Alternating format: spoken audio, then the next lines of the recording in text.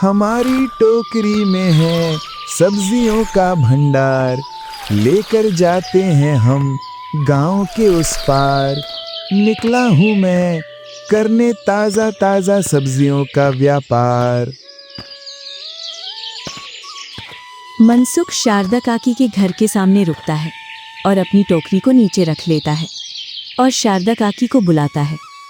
काकी हो काकी, आ जाओ, ताजा ताजा सब्जी लाया हूँ, जल्दी ले लो। ला भाई मनसुख, दिखा आज तू कौन कौन सी सब्जी लाया है। अरे काकी, आज तो आपकी मनपसंद की सब्जियां लाया हूँ। देखो, आपकी सबसे पसंदीदा हरी मटर और आलू लाया हूँ, अभी खेतों में से ही लाया हूँ। अरे मनसुख, आज तो तू मेरी मनपसंद सब्जी ले आया। आज तो मैं आलू मटर की सब्जी बनाऊंगी। क्यों नहीं काकी, जरूर बनाइए, और मेरी तरफ से आपको हरा धनिया मुफ्त में, जिससे तुम्हारी सब्जी और भी स्वादिष्ट लगेगी। हाँ मनसुख, क्यों नहीं। आज तो वैसे भी तुझसे ज्यादा सब्जी लूंगी, क्योंकि मेरे घर मेहमान आने वाले हैं। बताओ काकी, फिर तुम्हें कितनी सब्जी कर दूं? तू मुझे 2 किलो मटर कर दे और 5 किलो आलू। मनसुख सारी सब्जियां शारदा काकी के थैले में रख देता है और अपनी टोकरी उठाकर आगे बढ़ जाता है। जैसे ही थोड़े आगे बढ़ता है तो सबिता उससे बोलती है, अरे हो मनसुख भैया, अपनी टोकरी में कौन कौन सी सब्जियां लेकर आए हो? जरा हमें भी तो बताओ, कहीं हम कुछ सब्जियां ले लें। क्यों नहीं भाभी, जरूर देखिए, हमारी टोकरी सब्जियों का भंडार है भाभी। हाँ दिखाओ भैया। और अपनी टोकरी को नीचे रख लेता है। अरे वाह मनसुख भैया, तुम तो हमारी पसंद की फूल गोभी लाए हो। जल्दी से 1 किलो फूल गोभी कर दो। क्यों नहीं भाभी, ये लो आपकी 1 किलो फूल गोभी। भैया, तुमको गोभी के पैसे कल मिलेंगे। आज तुम्हारे भैया जल्दी काम पर निकल गए और मैं उनसे पैसा भी नहीं ले पाई।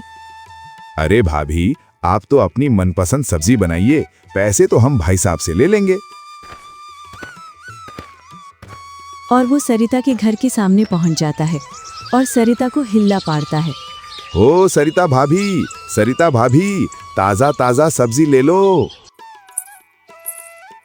सरिता अपने घर में से निकलती है और बोलती है, लाओ मनसुख भाई, जल्दी जल्दी कुछ हरी हरी सब्जियां दे दो। आज तुम बहुत देर में आए इधर सब्जियां देने।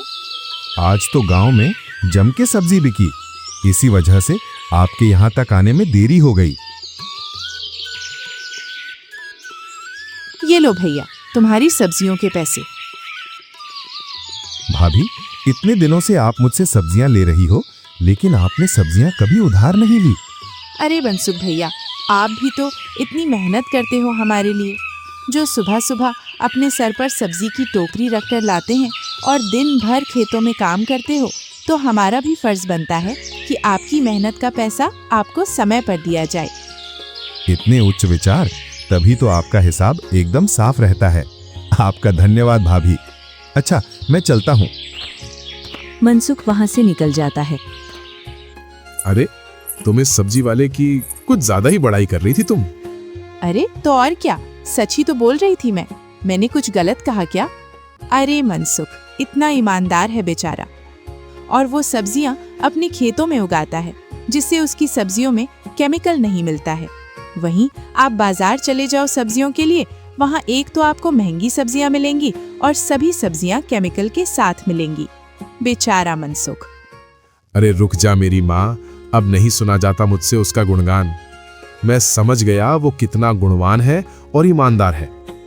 और मुझे माफ करो और मेरे लिए जल्दी से खाना बना दो, जिससे मैं समय पर काम पर पहुंच जाऊंगा और समय पर तुम्हें मैं अपनी तनख्वाह दे सकूं, जिससे तुम सब्जी वाले, दूध वाले और कौन कौन है उनको तुम समय पर पैसा दे सको। हाँ, मैं अभी बनाती हूँ। इधर मनसुख अपनी सारी टोकरी खाली करके अपने घर पहुंच जाता है। अरे, आज फिर से आपको देरी हो गई।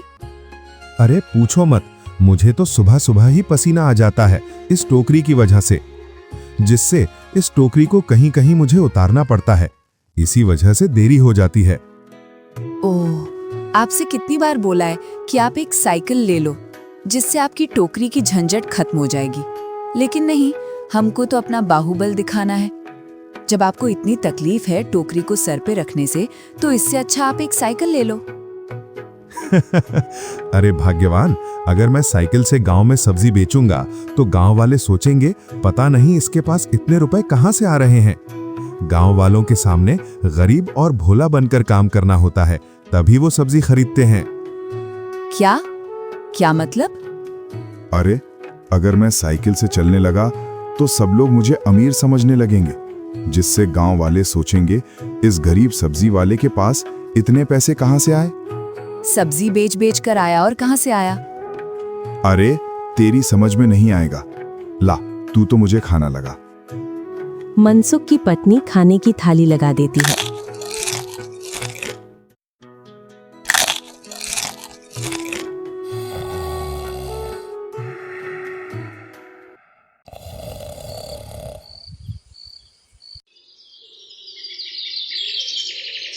आज तो सब्जियां कम निकली हैं, इससे तो गांव की पूर्ति नहीं हो पाएगी। कुछ तो करना पड़ेगा।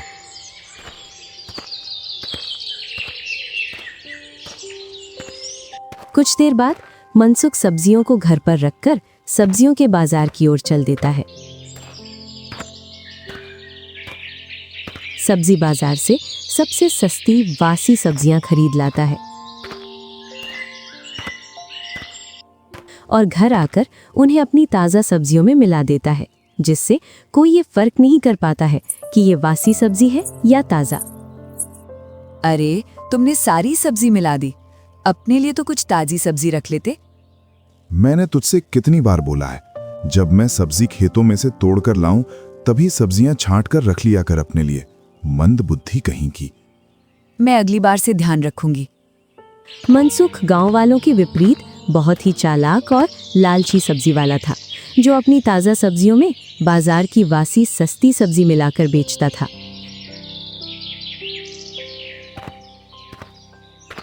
गांव वालों की नजर में मैं एक गरीब बेचारा सब्जी वाला हूं, तो वही रहने दो। मेरा असली चेहरा कभी गांव वालों के सामने ना आए भगवान, जिससे मैं बासी सब्जी बेच बेचकर बहुत सारा धन कमा लूं। मनसुख की धोखेबाजी की गाड़ी खूब मजे से चल रही थी। एक दिन मनसुख सुबह सुबह अपने सिर पर टोकरी रखकर गांव में जा रहा था, लेकिन वो बहुत थक जाता है। अरे, इस टोकरी के वजन की वजह से मेरा सिर घूमने लगा है और थोड़ी थोड़ी भूख भी लगने लगी है। अरे, भूरा भैया की पकौड़ी की दुकान सामने है, क्यों ना इस टोकरी को वहीं उतार कर कुछ पकौड़ी खा लूं। वो टोकरी को उस दुकान के सामने उतार कर रख देता है। लाओ भूरा भैया, एक प्लेट पालक पकौड़ी लगा दो, अच्छी मसालेदार। तभी वहां पर दो लोग और आ जाते हैं। उनका पोशाक देखकर एक बार तो मनसुख डर जाता है, जैसे कि किसी बड़े दफ्तर के बड़े अफसर हों।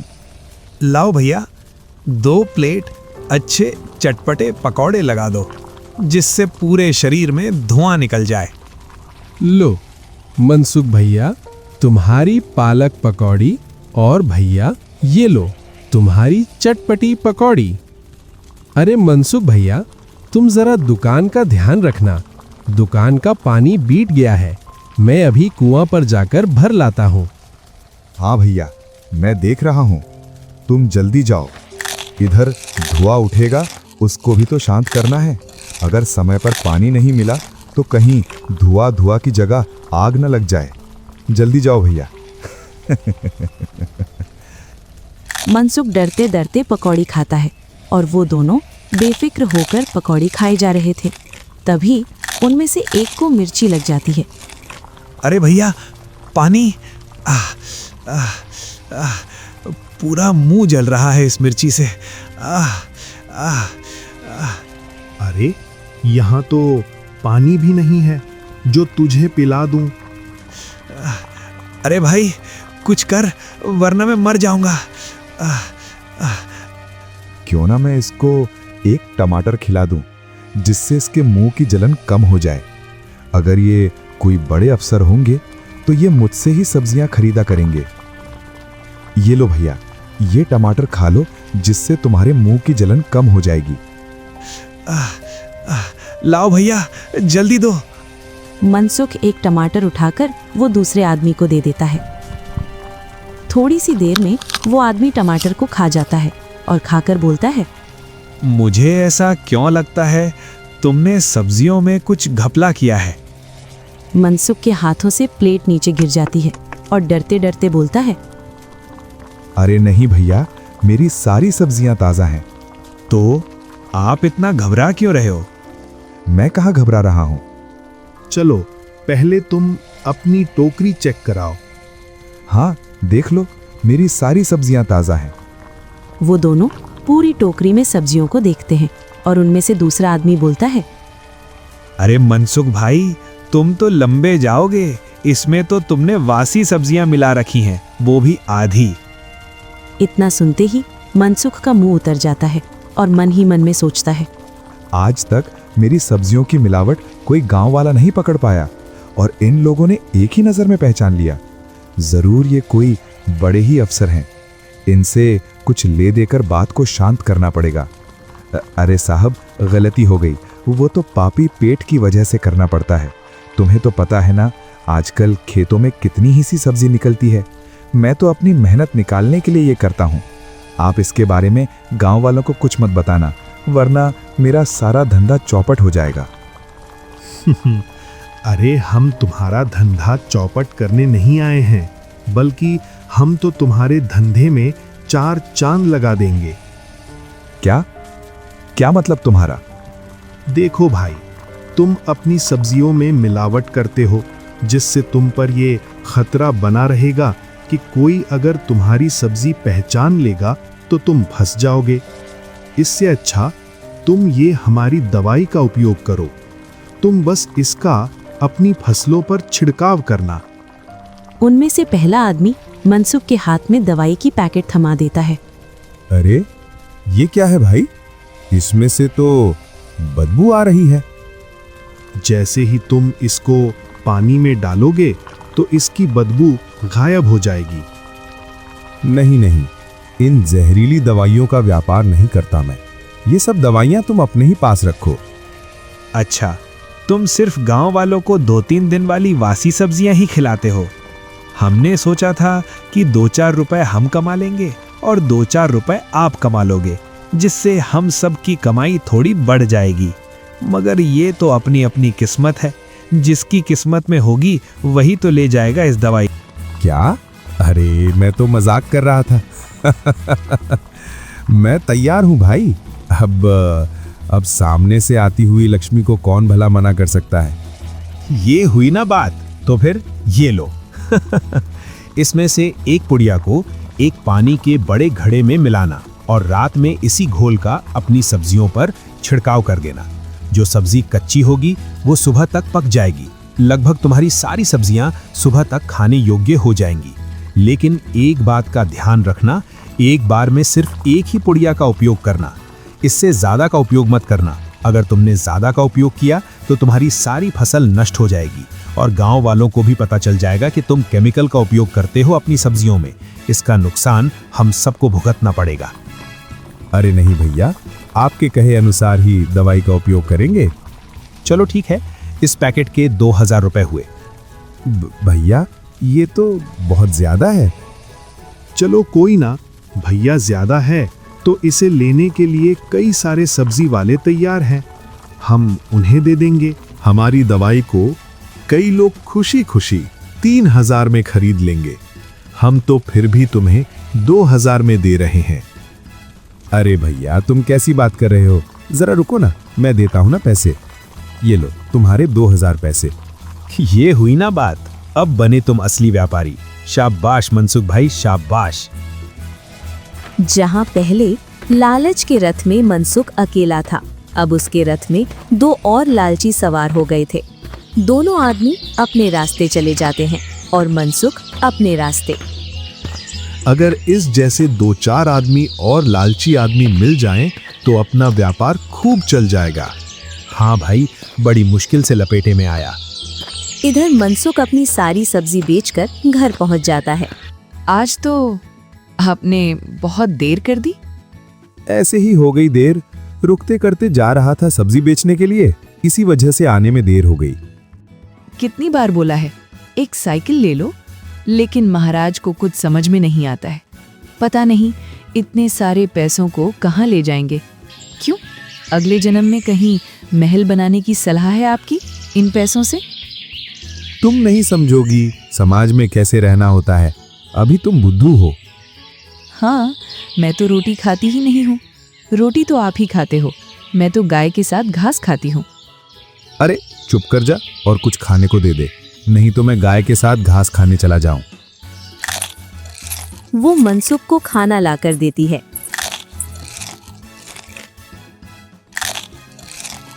और अपनी खटिया पर लेट जाता है और शाम होने का इंतजार करता है। जैसे ही शाम होती है तो वो अपनी तैयारी में लग जाता है। अरे, अब आप ये क्या कर रहे हो? ये बाजार वालों की दवाई मेरे हाथ लगी है, जिससे अपनी सब्जी अब 4 गुना ज्यादा निकलेगी।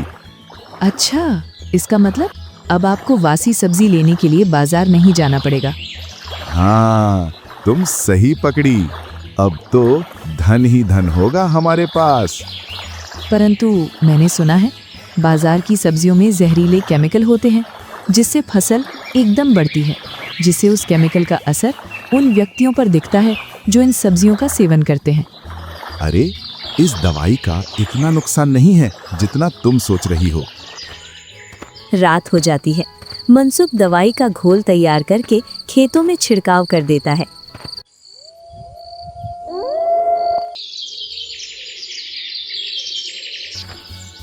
मनसुख जैसे ही खेतों में जाकर देखता है तो मनसुख की आंखें पटी की पटी रह जाती हैं। अरे, ये कैसे हो सकता है? मेरी तो पूरी सब्जी तोड़ने के लायक हो गई। लगता है दवाई ने अपना काम कर दिया। अब मनसुख को अपने खेत से भरपूर मात्रा में सब्जी मिलने लग गई, जिससे वो अब बाजार से वासी सब्जी नहीं लाता था और अब उसको पहले से भी ज्यादा पैसे मिलने लगे। अब वो दोनों समय सुबह शाम गांव में सब्जी बेचने जाने लगा। मनसुख का धंधा खूब चल रहा था। अरे मनसुख, मैंने सुना है तेरी सब्जियों का नाम पूरे गांव में चल रहा है। ऐसा क्या मिलाता है सब्जियों में? अरे, मैं कहाँ सब्जियों में कुछ मिलाता हूँ काकी, वो तो नया नया खेत है सब्जी का, इसी वजह से गांव में चर्चा है। तभी तो तेरी सब्जियों का स्वाद अच्छा लगने लगा है। इतना सुन मनसुख बहुत खुश होता है और काकी को कुछ हरी सब्जियां देकर वो उन दोनों लोगों से मिलने के लिए चल देता है। लाओ भाई लाओ, मुझे 4 पैकेट और दे दो। अरे भाई, इतनी पैकेट देखो, लालच में आकर ज्यादा मत डाल देना, नहीं तो तुम पूरा गुड़ गोबर कर दोगे। अरे नहीं कर रहा गुड़ गोबर, मैंने सब्जियों के खेत बढ़ा लिए, उनमें उपयोग करूंगा। जितना बोला है उतनी ही दवाई का उपयोग करना। हाँ हाँ, मुझे याद है कितना डालना है।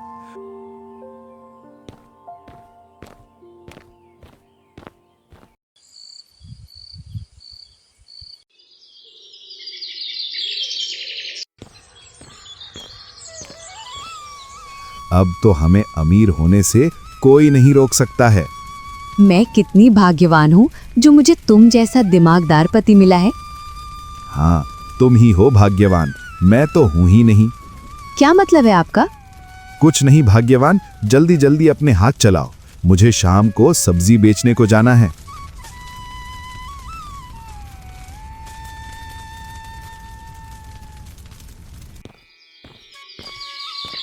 मनसुख रोज की तरह शारदा के घर पर सब्जियों के लिए आवाज लगाता है। काकी हो काकी, सब्जी ले लो। तभी शारदा काकी के घर में से एक नौजवान लड़का थैला लेकर निकलता है। अरे भैया, तुम कौन हो और शारदा काकी कहाँ गई? इतने में ही शारदा काकी घर में से बाहर निकल आती है और बोलती है, अरे मनसुख, ये मेरा बड़ा लड़का विजय है। अभी इसकी छुट्टियां चल रही थी, इसी वजह से मेरे पास रहने आ गया है। काकी, भैया शहर में क्या करते हैं? मेरा विजय पुलिस में इंस्पेक्टर है। इतना सुनते ही मनसुख के हाथ पैर सुन्न हो जाते हैं। और घबराहट में अपनी टोकरी उठाता है, जिससे उसकी टोकरी की सारी सब्जियां नीचे जमीन पर गिर जाती हैं। अरे मनसुख, ये क्या किया तूने? सारी सब्जियां नीचे जमीन पर गिरा दी। अब सब्जी कैसे बनेगी?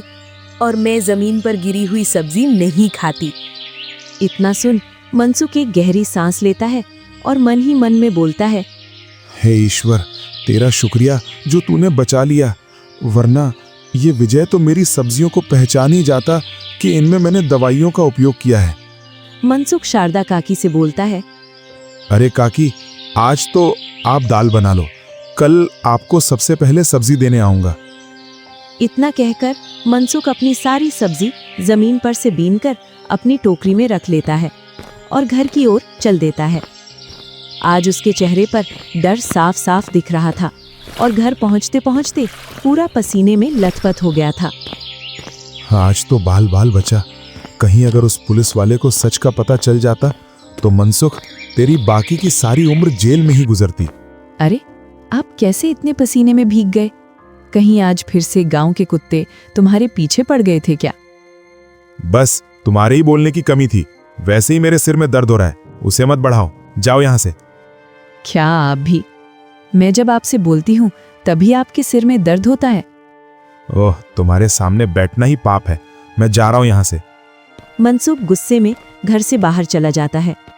इधर शारदा काकी और विजय, आज से पहले कभी भी इस सब्जी वाले ने ऐसा बर्ताव नहीं किया। माँ, हो जाता है कभी कभी इंसान से ऐसा। खैर कोई ना, आप सब्जी की तैयारी कीजिए, मैं ही मनसुख के घर चला जाता हूँ, उसके घर से ही कुछ हरी सब्जियां ले आता हूँ।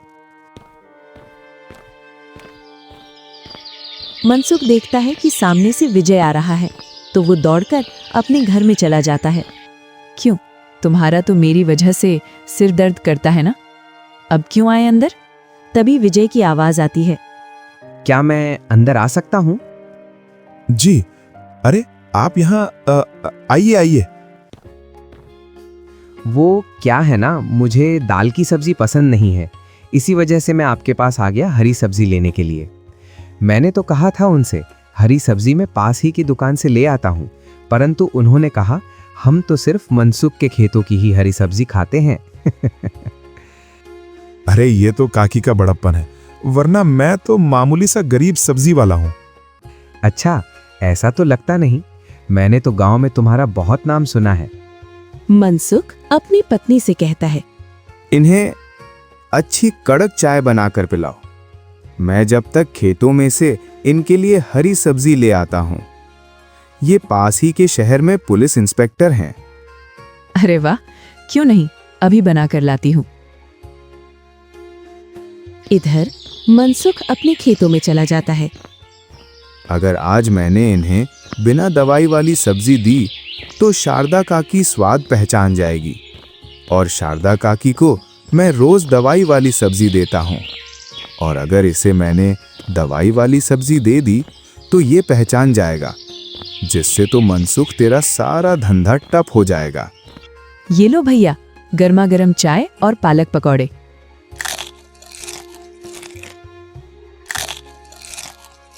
वाह भाभी, आपने तो बहुत ही स्वादिष्ट पकौड़े बनाए हैं। तभी कहूँ गांव में इतना नाम कैसे चलता है मनसुख भाई का।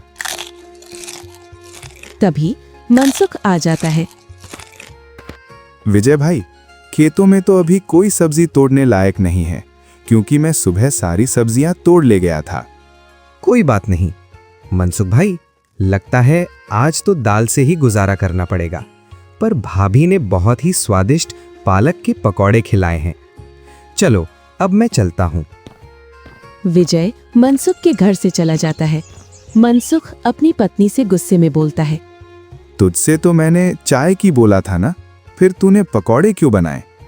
उसे तूने अपनी शुद्ध सब्जियों का स्वाद दे दिया ना। अरे ये तुम कैसी बात कर रहे हो? मेहमान तो भगवान होते हैं। मनसुख फिर से गुस्से में घर से बाहर चला जाता है।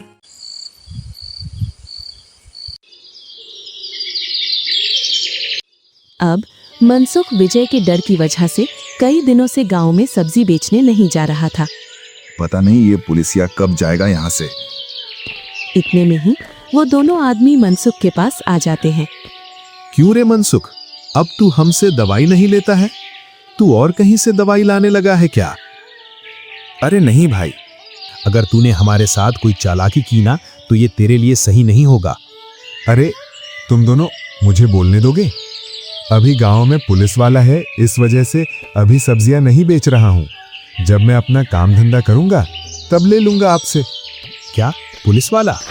दोनों दबे पांव वहां से निकल जाते हैं।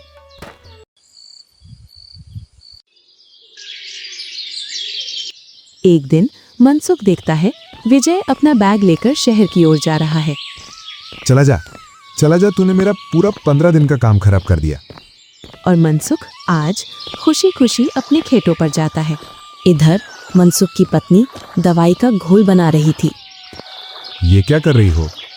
ये पुड़िया यहीं रखी थी और आप कई दिनों से सब्जी बेचने भी नहीं गए। मैंने सोचा कि तुम सुबह सब्जी बेचने जाओगे, इसी वजह से घोल बना रही थी। अरे तुम अपना काम किया करो, ज्यादा इधर उधर हाथ पैर मत मारा करो। चली जाओ यहां से घर। मनसुख की पत्नी चारों पैकेट का घोल बना देती है। मनसुख दवाई का छिड़काव करके घर आ जाता है।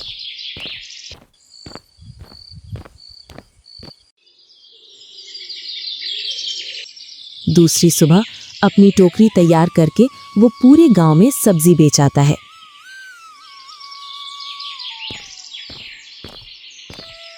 बहुत दिनों बाद आज हाथ में पैसे आए हैं। इतने में ही विजय वहां पर आ जाता है। और भैया, अब तो तुम्हारे खेतों से सब्जी निकलने लग गई है। इतना सुनते ही मनसुख हक्का बक्का रह जाता है। हाँ भैया। और ये कौन सा घपला किया है तुमने सब्जियों के साथ? सब्जियों में इतना केमिकल कौन मिलाता है? जब मैंने आपकी सब्जियों को धुला तो उनमें से एक अलग ही गंध आ रही थी। ये क्या बकवास कर रहे हो तुम? और तुम तो शहर चले गए थे ना? हाँ, वो क्या है ना, मेरी छुट्टियां बढ़ गईं, इसी वजह से मैं शहर नहीं गया। परंतु तुम्हारी छुट्टियां पूरी हो गईं और अब तुम्हारी नौकरी जेल खाने में लगी है। चलिए महोदय, चलिए। मतलब? जेल की हवा खाने के लिए चलिए मनसुख जी। जब तक मैं यहाँ था तब तक तुमने कोई हरी सब्जी नहीं बेची, और मैं जैसे ही यहाँ से गया तो तुम्हारे खेतों में सब्जी आ गई। नहीं, मैंने ऐसा कुछ नहीं किया है। जरूर किसी ने मुझे फंसाने के लिए ये सब किया है। शहर से मैंने फूड टीम बुला ली है, बाकी की जानकारी वही देंगे। फिलहाल तो तुम चलो थाने। विजय मनसुख और उसके दोनों साथियों को थाने ले जाता है।